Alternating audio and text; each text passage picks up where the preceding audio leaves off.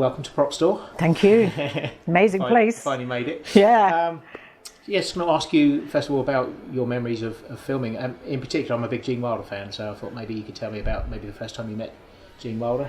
The first time I met Gene, he was coming in for a wardrobe fitting. So, and I do remember, because obviously I'd grown up like everybody else with the illustrations in the book. And thinking, he doesn't look at all as I imagined him to be. In fact, I wrote that home in a letter to my mum saying, he has reddish hair.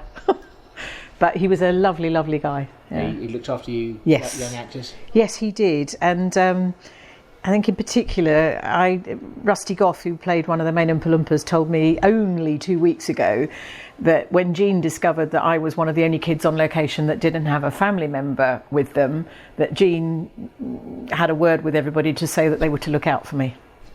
That's quite something, being 12 years old, I think you were, in 12. Germany by yourself. Yeah. It's quite a brave thing. Yeah, so it was a weird thing, yes, but I didn't even know that till a couple of weeks ago, so that was really sweet. Oh, that is nice. Yeah, and you obviously really wanted that role at the time. I remember reading the book the night before the final audition and just thinking, wow, this is amazing, this chocolate room, how are they going to do this with a waterfall and a meadow and everything else, and just like every other kid, when you read that, you're thinking, wow, wouldn't it be wonderful to go there?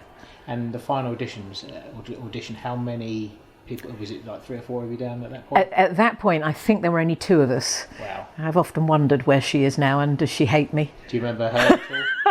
I do, but I'm going to keep that one quiet. But poor girl, she's probably, every time she watches that film, she's going, it should have been me. She lived her whole life. Yeah. So obviously you come in today to bring a few of your precious mementos. I wonder if you can tell me about them, what you remember of them on set. And Yes, well, it's almost 50 years now, coming up to 50 years, and I figured now is the time to let somebody else enjoy them. And maybe I'll go on holiday with my kids, who are now all grown up, but I've enjoyed them for 50 years. So my Wonka bar, I did at the time have several. Back in the day, you could just kind of help yourself to whatever was lying around. And if you think about how many Wonka bars there were in that salted peanut factory, my goodness, but they were all burned at the end of it. They were all set fire to. And my golden ticket, so I'd kept my golden ticket all these years. And that's the thing that I imagine most people want to see. They do. Anybody, I suppose it's iconic, isn't it? You hear it now, it's referred to all the time, hey, he got the golden ticket.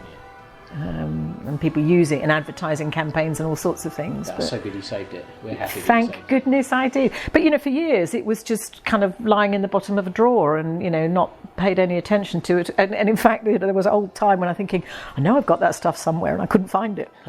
So I'd lost it in a house move, but happily I found it. Yeah, absolutely. And what's your favourite memory of filming, your single day shooting?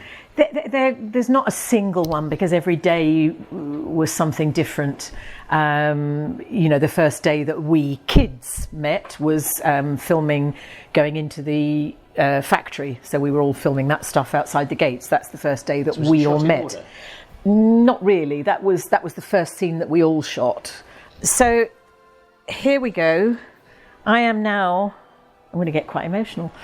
I'm now saying goodbye to my Wonka bar and to my golden ticket, and I hope whoever gets these looks after them.